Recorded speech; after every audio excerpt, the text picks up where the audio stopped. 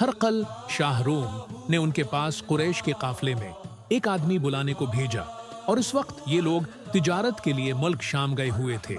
और ये वो जमाना था जब रसूलुल्लाह ने कुरैश और अबू सुफियान से एक वक्ती अहद किया हुआ था। जब अबू सुफियान और दूसरे लोग हरकल के पास एलिया पहुंचे, जहां हरकल ने दरबार तलब किया था, उसके गर्दरूम के बड़े बड़े लोग, उलमा, वुज़रा, उमरा बैठे हुए थे। हरकल ने उनको और अपने तर्जुमान को बुलवाया, फिर उनसे पूछा कि तुम में से कौन शख्स मुद्दाई रिसालत का ज्यादा करीबी अजीज है। अबू सुफियान कहते हैं कि मैं बोल उठा कि मैं उसका सबसे ज्यादा करीबी रिश्तेदार हूं। ये सुनकर हरकल ने हुक्म दिया कि उसको, अबू सुफियान को, मेरे करीब लाकर बैठाओ और उसके साथियों को उसकी पीठ के पीछे बैठा दो। फिर अपने तर्जुमान से कहा कि उन लोगों से कह दो कि मैं अबू सुफियान से उस शख्स के यानी मोहम्मद के हालात पूछता हूं। अगर ये मुझसे किसी बात में झूठ बोल दे तो तुम उसका झूठ जाहिर कर देना। अबू सुफियान का कौल है कि खुदा की कसम, अगर मुझे ये गैरत न आती कि ये लोग मुझको झटलाएंगे तो मैं आपकी निस्बत जरूर गलत गोई से काम लेता। खैर, पहली बात जो हरकल ने मुझसे पूछी वो ये है कि उस शख्स का खानदान तुम लोगों में कैसा है। मैंने कहा वो तो बड़े ऊंचे आली नसब वाले हैं। कहने लगा इससे पहले भी किसी ने तुम लोगों में ऐसी बात कही थी।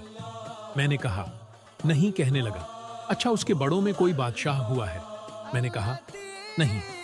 फिर उसने कहा बड़े लोगों ने उसकी पैरवी अख्तियार की है या कमजोरों ने। मैंने कहा नहीं, कमजोरों ने। फिर कहने लगा उसके ताबेदार रोज बढ़ते जाते हैं या कोई साथी फिर भी जाता है। मैंने कहा नहीं। कहने लगा क्या अपने उस दावाए नबूत से पहले कभी किसी भी मौके पर उसने झूठ बोला है। मैंने कहा नहीं। और अब हमारी उससे सुलह की एक मुकर्रा मुद्दत ठहरी हुई है, मालूम नहीं वो इसमें क्या करने वाला है। अबू सुफियान कहते हैं मैं उस बात के सिवा और कोई झूठ उस गुफ्तगू में शामिल न कर सका। हरकल ने कहा क्या तुम्हारी उससे कभी लड़ाई भी होती है। हमने कहा हाँ। बोला फिर तुम्हारी और उसकी जंग का क्या हाल होता है। मैंने कहा लड़ाई ढोल की तरह है, कभी वो हमसे मैदान जंग जीत है लेते हैं और कभी हम उनसे जीत लेते हैं। हरकल ने पूछा वो तुम्हें किस बात का हुक्म देता है। मैंने कहा वो कहता है कि सिर्फ एक अल्लाह ही की इबादत करो, उसका किसी को शरीक ना बनाओ और अपने बाप दादा की शर्क की बातें छोड़ दो और हमें नमाज पढ़ने, सच बोलने, परहेजगारी और सला रहमी का हुक्म देता है। ये सब सुनकर फिर हरकल ने अपने तर्जुमान से कहा कि अबू सुफियान से कह दे कि मैंने तुमसे उसका निसब पूछा तो तुमने कहा कि वो हम में आली निसब है और पैगंबर अपनी कौम में आली है, निसब ही भेजे जाया करते हैं। मैंने तुमसे पूछा कि दावी नबूत की ये बात तुम्हारे अंदर उससे पहले किसी और ने भी कही थी, तो तुमने जवाब दिया कि नहीं। तब मैंने अपने दिल में कहा कि अगर ये बात उससे पहले किसी ने कही होती तो मैं समझता कि उस शख्स ने भी इसी बात की तकलीद की है जो पहले कही जा चुकी है।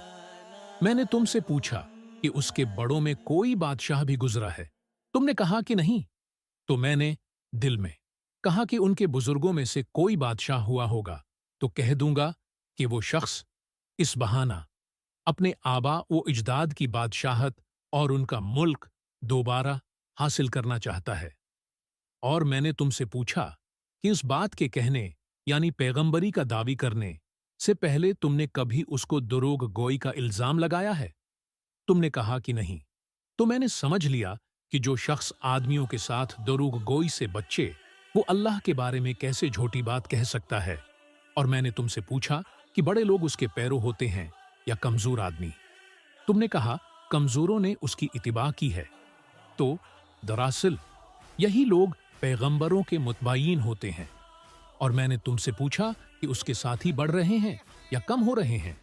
तुमने कहा कि वो बढ़ रहे हैं और ईमान की कैफियत यही होती है, हत्ती कि वो कामिल हो जाता है। और मैंने तुमसे पूछा कि आया कोई शख्स उसके दीन से नाखुश होकर मुर्तद भी हो जाता है। तुमने कहा नहीं। तो ईमान की खासियत भी यही है, जिनके दिलों में उसकी मुसर्रत रच बस जाए वो इससे लौटा नहीं करते। और मैंने तुमसे पूछा कि आया वो कभी अहद शकनी करते हैं? तुमने कहा नहीं, पैगंबरों का यही हाल होता है, वो अहद की खिलाफ वर्जी नहीं करते। और मैंने तुमसे कहा कि वो तुमसे किस चीज के लिए कहते हैं? तुमने कहा कि वो हमें हुक्म देते हैं कि अल्लाह की इबादत करो, उसके साथ किसी को शरीक न ठहराओ, और तुम्हें बत्तों की प्रस्तुष से रोकते हैं, सच बोलने और परहेजगारी का हुक्म देते हैं। लिहाजा अगर ये बातें जो तुम कह रहे हो सच हैं, तो अनकरीब वो उस जगह का मालिक हो जाएगा कि जहां मेरे ये दोनों पांव हैं। मुझे मालूम था कि वो पैगंबर आने वाला है, मगर मुझे ये मालूम नहीं था कि वो तुम्हारे अंदर होगा। अगर मैं जानता कि उस तक पहुंच सकूंगा तो उससे मिलने के लिए हर तकलीफ गवारा करता।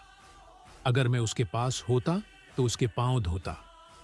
हरकल ने रसूल अल्लाह का वो खत मंगाया जो आपने दहिया कल्बी रजी अल्लाह इना के जरिया हाकिम बसरी के पास भेजा था, और उसने वो हरकल के पास भेज दिया था।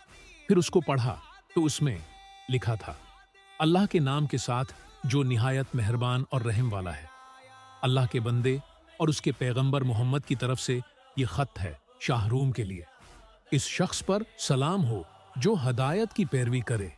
उसके बाद मैं आपके सामने दावत इस्लाम पेश करता हूं। अगर आप इस्लाम ले आएंगे तो दीन और दुनिया में सलामती नसीब होगी। अल्लाह आपको दोहरा सवाब देगा, और अगर आप मेरी दावत से रोगरदानी करेंगे तो आपकी रियाया का गुनाह भी आप ही पर होगा। और ए अहल किताब, एक ऐसी बात पर आ जाओ जो हमारे और तुम्हारे दरमियान यकसां है, वो ये कि हम अल्लाह के सिवा किसी की इबादत न करें और किसी को उसका शरीक न ठहराएं, और न हम में से कोई किसी को खुदा के सिवा अपना रब बनाए। फिर अगर वो अहल किताब इस बात से मुना फेर लें तो मुसलमानों, तुम मानो या न मानो, हम तो एक खुदा के उताद गुजार हैं। अबू सफियान कहते हैं, जब हरकल ने जो कुछ कहना था कह दिया और खत पढ़कर फारिग हुआ तो उसके अर्दगर्द बहुत शोर व घोगा हुआ, बहुत सी आवाजें उठीं और हमें बाहर निकाल दिया गया। तब मैंने अपने साथियों से कहा कि अबू कबशा के बेटे अनहजरत का मामला तो बहुत बढ़ गया। देखो तो इससे बनी उसफर रोम का बादशाह भी डरता है। मुझे इस वक्त से उस बात का यकीन हो गया कि हुजूर अनकरीब गालिब होकर रहेंगे। हती कि अल्लाह ने मुझे मुसलमान कर दिया।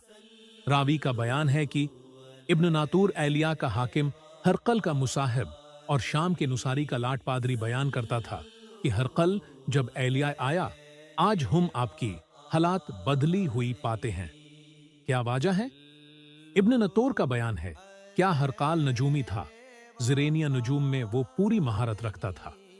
उसने अपने हम नशीनों को बताया कि मैंने आज रात सितारों पर नजर डाली तो देखा कि खतना करने वालों का बादशाह हमारे मुल्क पर गालिब आ गया है।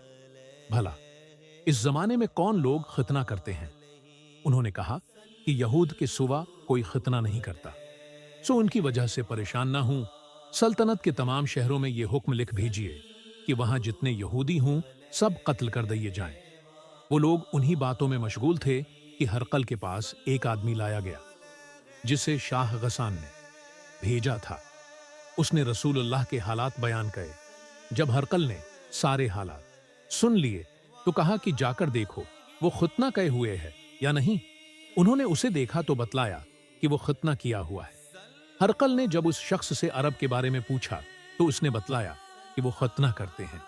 तब हरकल ने कहा कि ये ही मोहम्मद उस अम्त के बादशाह हैं जो पैदा हो चुके हैं। फिर उसने अपने एक दोस्त को रोमिया खत लिखा, और वो भी इल्म नुजूम में हरकल की तरह माहिर था। फिर वहां से हरकल हुम्स चला गया।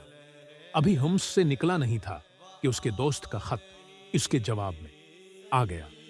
उसकी राय भी हुजूर के ज़ुहूर के बारे में हरकल के मुवाफिक थी कि मोहम्मद वाकई पैगंबर हैं।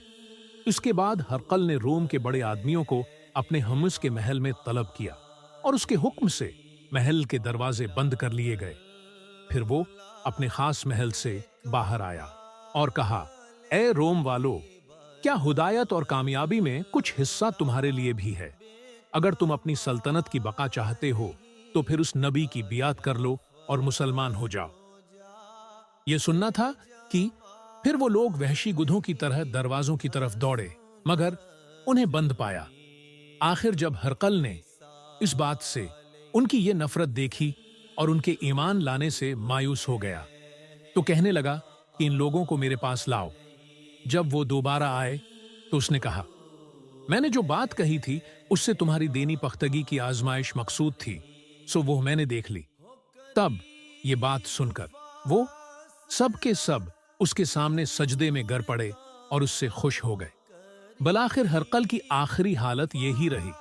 अबू अब्दुल्लाह कहते हैं कि उस हदीस को सालह बन कैसान, यूनस और मामर ने भी ज़हरी से रवायत किया है।